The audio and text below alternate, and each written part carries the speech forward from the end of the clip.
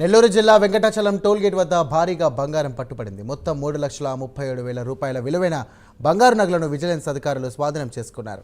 పన్ను ఎగ్గొట్టి తమిళనాడు నుంచి నెల్లూరుకు గోల్డ్ తరలిస్తున్నట్లు గుర్తించారు. హర్ష జైన్, అన్నారాం, రంజిత్ కుమార్ అనే ముగ్గురు వ్యక్తులను అదుపులోకి తీసుకున్నారు పోలీసులు. ఇక ట్యాక్స్ కట్టకుండా చెన్నై నుంచి తరచుగా బంగారం తరలిస్తున్నట్లు నిర్ధారించారు.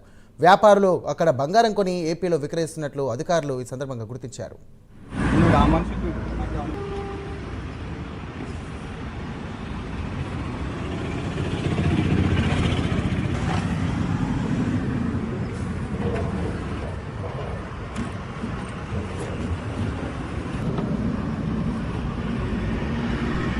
ఏం క్యారీ చేస్తున్నారండి? రిపేర్ ఉంటే తీసుకుపోయి చేయించుకోవచ్చు. ఏంటి దేనికి అది? సార్ ఇది లాక్ ఇవే సార్. ఇది కూడా ఇక్కడ ఆర ఉంది సార్, ఒకటి చూడండి. ఆర చెప్పి అబ్బాయి ఎలా ఉందో బాక్స్ అవి ఉన్నాయి.